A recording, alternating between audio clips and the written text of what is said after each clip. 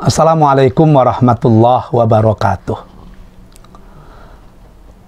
Alhamdulillahi rabbil alamin. Wassalatu wassalamu ala asrafil anbiya'i wal mursalin wa ala alihi wa ashabihi ajmain. Asyhadu an la ilaha illallah wa asyhadu anna Muhammadan abduhu wa rasuluh la nabiyya ba'dah. Allahumma salli ala Muhammad wa ala ali Muhammad. Ya ayyuhal hadirun inni usyikum wa iyaya bitaqwallah faqad fazal muttaqun. Kaum muslimin dan muslimat, hadirin dan hadirat yang dicintai Allah. Pada pengajian yang lalu kita sudah mendiskusikan penyakit hati yang ketiga. Allahumma inni a'udzubika min qalbin la yahsha, min nafsin la tashba, min du'ain la yusma. Doa yang tidak didengarkan oleh Allah, doa yang tidak diacuhkan oleh Allah, doa yang tidak lagi dipedulikan oleh Allah. Kita berdoa, tapi Allah sudah menutup pintu-pintu kemakbulan doa itu kepada kita akibat dosa-dosa yang kita lakukan. Pada pengajian kali ini kita teruskan dengan penyakit jiwa yang keempat, penyakit jiwa yang terakhir. Allahumma inni a'udzubika min ilmin la yanfa. Ya Allah, aku berlindung kepadamu dari ilmu yang kumiliki la yanfa. Ilmu itu tidak memberi manfaat. Baik manfaat kepada diriku, apatah lagi manfaat kepada orang lain. Ada ilmu, tapi tidak bermutu. Ada pengetahuan, tapi tidak berketentuan.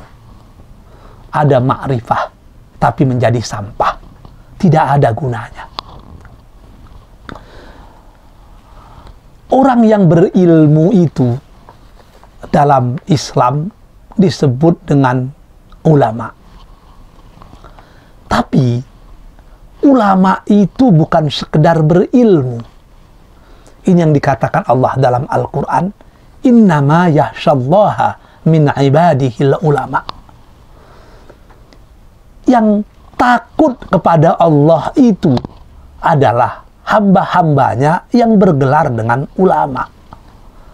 Maka ulama itu bukan sekedar berilmu, tapi ilmunya melahirkan sikap dan sifat di mana dia yakhsyallah, takut kepada Allah.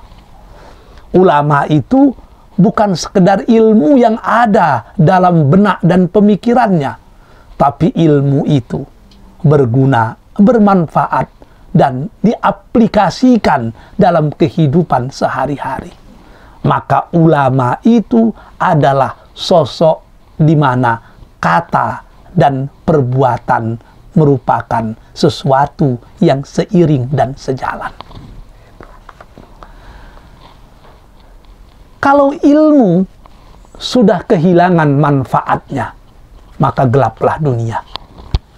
Saya tertarik itu dengan satu ceramah yang disampaikan oleh mantan Ketua Nahdlatul Ulama, Kiai Haji Hashim Muzadi, ketika ulang tahun Gontor yang ke-90 kalau saya tidak salah.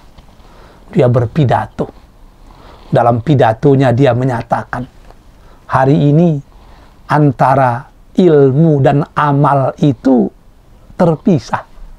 Antara orang berilmu dan sikap berilmu itu tidak sejalan. Maka dalam bahasa beliau, terlalu banyak keamanan yang diamankan. Terlalu banyak polisi yang disidik. Terlalu banyak pula jaksa yang dituntut. Ada pula hakim yang dihukum.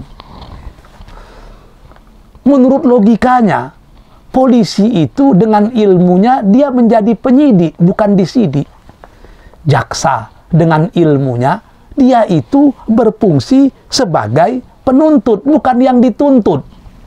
dan hakim adalah orang yang menghukum, tapi bukan orang yang dihukum.